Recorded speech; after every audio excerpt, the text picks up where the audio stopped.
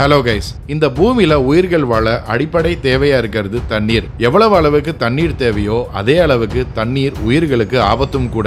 நிலம்வாழ் உயிரினங்களுக்கு தண்ணீருக்குள்ள மூச்சு விட முடியாது மற்றும் கடல் போன்ற நீர்கள்ல நம்மளால ரொம்ப ஆழமாவும் போக முடியாது. ஏன்னா ரொம்ப ஆழத்துல இருக்கும் அழுத்தம் மற்றும் குளிர் நிலம்வாழ் உயிரினங்களுக்கு ஆபத்தானது.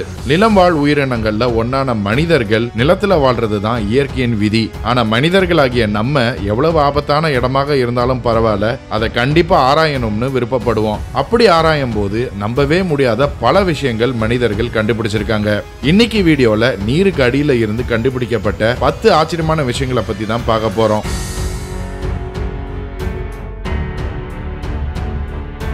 இந்த வீடியோ கண்டிப்பா உங்களை ஆச்சரியப்படுத்த போகுது. ஸோ இந்த வீடியோவை உங்க ஃப்ரெண்ட்ஸுக்கும் ஃபேமிலிக்கும் கூட ஷேர் பண்ணுங்க. புது வியூவர்ஸ் நம்ம சேனல் என்ன சப்ஸ்கிரைப் பண்ணுங்க, இமிடியேட்டா சப்ஸ்கிரைப் பண்ணுங்க. பக்கத்திலே உள்ள பெல் ஐக்கனையும் பிரஸ் பண்ணுங்க. அப்பதான் நம்ம போடுற புது வீடியோஸ் உங்களுக்கு நோட்டிஃபை ஆகும். 10ஆவதா ஜெயண்ட் மெட்டல் ஸ்ட்ரக்சர். இந்த வீடியோக்குன்னு நம்ம டீம் சில தேடுதலை பண்ணும்போது இந்த பெரிய ராட்சச மெட்டல் ஸ்ட்ரக்சரை பத்தி தெரிய வந்தது. இது மனிதனால் உருவாக்கப்பட்டதோ இல்ல ஏதோ விண்வெளி கப்பலோட பகுதி மாதிரி தெரிஞ்சது. இது உண்மையிலேயே மனிதனால் உருவாக்கப்பட்ட விஷயமா இருந்தா இது கடலுக்கு அடியில என்ன பண்ணுது? இந்த கேள்விக்கு யார்கிட்டயும் பதில் இல்ல. இந்த புகைப்படம் எங்க இருந்து வந்ததுன்னு தேடும் போது சிலர் இந்த புகைப்படம் 2020ஆம் ஆண்டு வெளிவந்த அண்டர் வாட்டர்ங்கிற படத்துல இருந்து திருடப்பட்டதாக சொன்னாங்க. இன்னும் சிலர் இது போட்டோஷாப் பண்ணப்பட்ட புகைப்படம்னு சொன்னாங்க.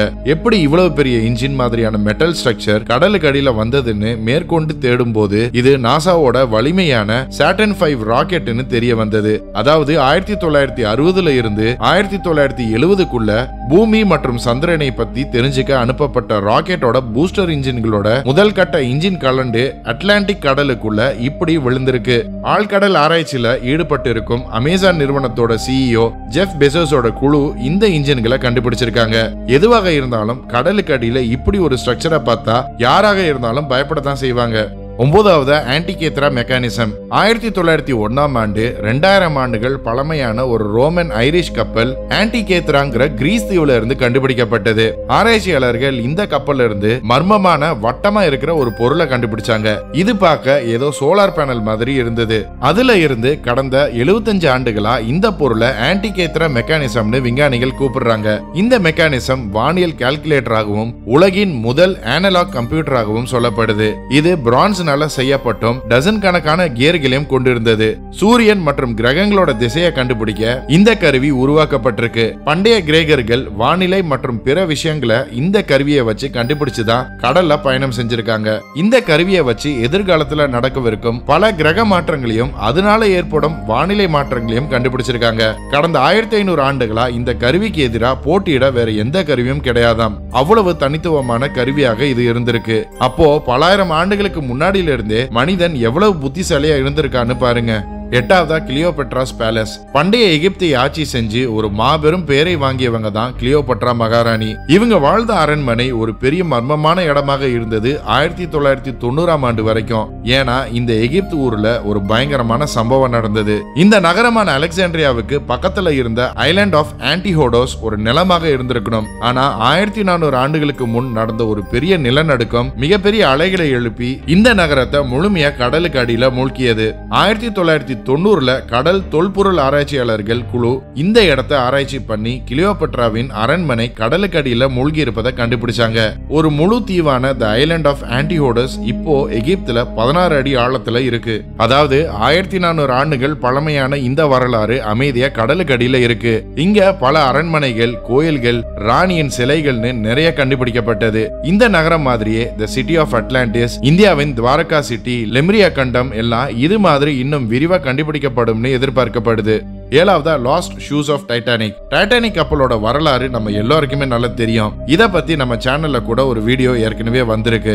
இந்த கப்பல் ஏப்ரல் 15, 1912 அன்னைக்கு ஒரு பனிப்பாறை மேல மோதி அட்லாண்டிக் பெருங்கடல்ல மூழ்கியதுன்னு நம்ம எல்லாருக்குமே தெரியும். டைட்டானிக் கப்பலோட பயணிகள் பாதிக்கும் குறைவானவங்க தான் டைட்டானிக்ல இருந்து லைஃப் போட்ஸ்ல காப்பாற்றப்பட்டாங்க. மிச்ச பயணிகளை காப்பாற்ற போதுமான லைஃப் போட்ஸ் இல்லாததுனால 1500க்கும் மேற்பட்டவங்க கடலோட குளிர்ந்த நீரை தாங்க முடியாம இறந்து போனாங்க. இந்த சம்பவம் நடந்து இப்போ 111 ஆண்டுகள் ஆனாலும் இத பத்தி இன்னும் ஊடகங்களும் திரைப்படங்களும் தொடர்ந்து பேசிக்கிட்டு தான் இருக்காங்க. இதனாலேயே இந்த கப்பலை தேடி பல ஆராய்ச்சிகளும் நடந்தது. அதாவது 1980களில் இருந்தே பல ஆராய்ச்சிகள் நடத்தப்பட்டன. அப்படி ஒரு ஆழ்கடல் ஆராய்ச்சியின் போது 100க்கும் மேலான லெதர் ஷூஸை கடலுக்கு அடியில இருந்து கண்டுபிடிச்சிருக்காங்க. அப்போ அன்னைக்கு தேதிக்கு எவ்வளவு பேர் உயிரை இழந்திருக்காங்கன்னு இது ஒரு ஐடியாவை தருது. ஆறாவதா அண்டர் வாட்டர் ஃபாசில் கிரேவியார்ட். 2015ஆம் ஆண்டு மெடகாஸ்கர்ல இருக்கும் கடல் பகுதிக்கு அடியில இருக்கும் ஒரு குகையில ஒரு கல்லறை கண்டுபிடிக்கப்பட்டது. இந்த கல்லறையில நிறைய ராட்சச லெமுர் போன்ற மிருகங்களுடைய எலும்புக்கூடுகளை கண்டுபிடிச்சிருக்காங்க.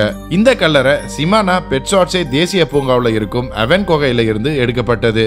இந்த 100க்கும் மேற்பட்ட எலும்புக்கூடுகள் எல்லாம் 2000 ஆண்டுகள் பழமையானது. இந்த எலும்புக்கூடுகளை ஆராய்ந்த போது இது எல்லாமே ராட்சச சைஸ்ல இருந்த ஸ்லாத் லெமுர், கோலா லெமுர் மற்றும் மங்கி லெமுர் இனத்தை சேர்ந்தது. ரொம்ப மர்மமான விஷயம் இதுல என்னன்னா, இந்த விலங்குகள் எல்லாம் எப்படி இந்த குகையை தேடி இங்க வந்ததுன்னு விஞ்ஞானிகளுக்கு புரியவே இல்லை. மனிதர்கள் இந்த தீவை வந்து சேர்றதுக்கு முன்னாடியில இருந்தே இந்த விலங்குகள் இங்க வந்திருக்கு. ஆனா எப்படி ஒன்னா இறந்ததுன்னு இவங்களுக்கு புரியவே இல்லை. அஞ்சாவதா த சங்கன் ஸ்கல்ப்சர்ஸ். பல ஆபத்தான சிற்பங்களை இந்த கேரிபியன் கோஸ்ட் ஆஃப் கிரெனாடால பார்க்க முடியும். இது எல்லாம் ஜேசர் டெய்லருங்கிற பிரிட்டிஷர்னால செய்யப்பட்டது. மக்கள் பறவைக்காக இப்படி கடலின் ஆழத்துல வைக்கப்பட்டிருக்கு. இது பார்க்க பயங்கரமாகவும் ஆபத்தாகவும் தெரிஞ்சாலும் இந்த சிற்பங்கள் எல்லாம் 10 அடியில இருந்து 15 அடி ஆழத்துல வைக்கப்பட்டிருக்கு. சில சிற்பங்கள் 6 அடி உயரத்திலும் வைக்கப்பட்டிருக்கு. இந்த சிற்பங்கள்ல 26 பேர் கைகளை பிடிச்ச மாதிரியான சிற்பங்களும் இருக்கு. ஒருவேளை நீங்க இந்த சிற்பங்களை பார்க்க ஸ்கூபா டைவிங் பண்ணி இத பார்த்து பயப்படலைன்னா அப்போ இந்த 18 சிற்பங்களை பார்த்து கண்டிப்பா பயப்படுவீங்க. இந்த சிற்பங்கள் எல்லாமே வெறும் கண்காட்சிக்காக இப்படி வைக்கப்பட்டிருக்கு. இந்த சிற்பங்கள் மக்களுடைய பல கலாச்சாரத்தையும் வாழ்க்கை முறையும் குறிக்கும் வகையில வைக்கப்பட்டிருக்கு. ஒருவேளை மனிதன் இந்த பூமியில இருந்து அழிக்கப்பட்டால் முந்தைய மனிதர்கள் எப்படி இருந்தாங்கன்னு எதிர்கால உலகத்துக்கு காமிக்க இப்படி பண்ணியதாக சிற்ப கலைஞர்கள் சொல்றாங்க. நாலாவதா பிமினி ரோடு. கடலுக்கு அடியில இருக்கும் இந்த ரோடு எங்க போகுதுன்னு யாருக்குமே தெரியாது. பாமாஸ்ல உள்ள வடக்கு பிமினி தீவுக்கு பக்கத்துல இருக்கும் கடலுக்கு அடியில சுமார் 3/4 மைல் தூரம் நேரான ரோடாக இந்த இடம் இருக்கு. இந்த ரோடு சுண்ணாம்பு கற்கள்னால ஆனது.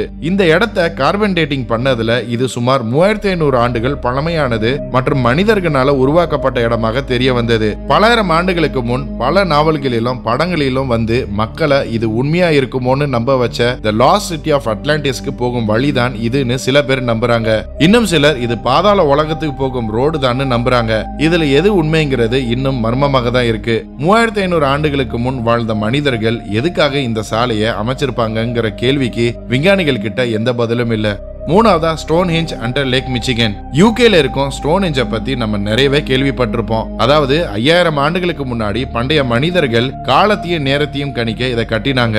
ஆனா இதுக்கும் பழமையான ஸ்டோன்ஹெஞ்ச் மாதிரி வடிவத்தை ஆராய்ச்சியாளர்கள் அமெரிக்கால இருக்கும் லேக் மிச்சிகனுக்கு அடியில 120 அடி ஆழத்துல இருந்து கண்டுபிடிச்சிருக்காங்க.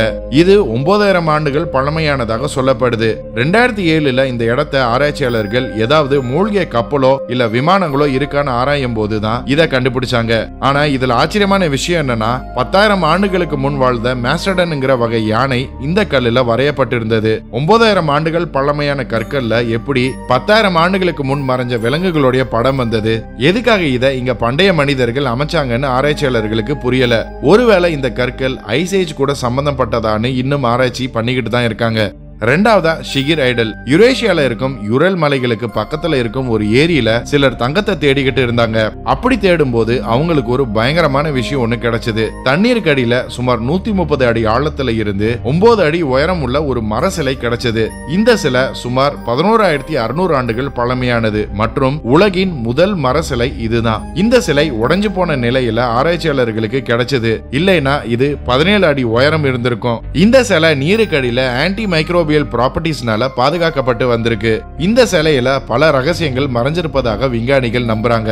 சில தொல்பொருள் ஆராய்ச்சியாளர்கள் இந்த பகுதியில இருந்து விலகி இருக்க அந்நியர்களுக்கு எச்சரிக்கை தரும் சிலையா இருந்திருக்கலாம்னு நம்புறாங்க. இன்னும் சிலர் ஐஸ் காலத்துல வாழ்ந்த மக்கள் அவங்க காலத்துல இருந்த ஒரு சடங்கு கலை பொருளா இருந்திருக்கலாம்னு சொல்றாங்க. ஆனா எதுக்காக 17 அடி உயரம் உள்ள இந்த சிலை உருவாக்கப்பட்டதுன்னு யாராலையும் சரியா சொல்ல முடியல. ஒன்னாவதா சங்கன் யுஎஸ்ஓ. 2012ஆம் ஆண்டு பால்டிக் கடலோட ஆழத்துல ஸ்டார் வார்ஸ் படத்துல வரும் ஃபால்கன் மில்லினியம் போன்ற வடிவத்தை கொண்ட யுஎஃப்ஓ ஒன்னு கண்டுபிடிக்கப்பட்டது. ஓஷியன் எக்ஸ்ங்கிற கடல் ஆராய்ச்சி நிறுவனம் இந்த இடத்துல டைவ் பண்ணும்போது இந்த நீருக்கடியில ரொம்ப மர்மமான ஒரு விஷயத்தை கண்டுபிடிச்சாங்க. இந்த மர்மமான ஆப்ஜெக்ட் 60 அடி நீளமும் 10 இருந்து 12 அடி உயரமும் கொண்டிருந்தது. இந்த மர்மமான ஆப்ஜெக்டை நோக்கி 200 அடி தூரத்துல டைவர்ஸ் போகும்போது டைவர்ஸோட இயந்திரங்கள் வேலை செய்யாம நின்னு போச்சு.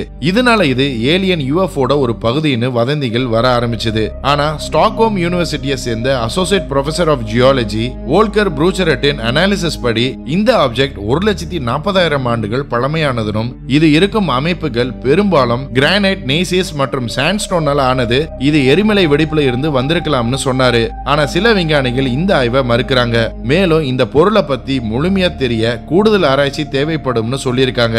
இது உண்மையிலேயே யுஎஃப்ஓவாக இருக்குமா? ஓகே கைஸ், இன்னைக்கு வீடியோ அவ்வளவுதான். நீங்க பார்த்த இந்த 10 விசித்திரமான கண்டுபிடிப்புகள்ல எது உங்களுக்கு ஆச்சரியத்தை கொடுத்ததுன்னு கமெண்ட்ஸ்ல சொல்லுங்க. இந்த வீடியோ பிடிச்சிருந்தா லைக் பண்ணுங்க, ஷேர் பண்ணுங்க. போன வாரம் கமெண்ட் பண்ண மொத 10 பேரை பார்ப்போம்.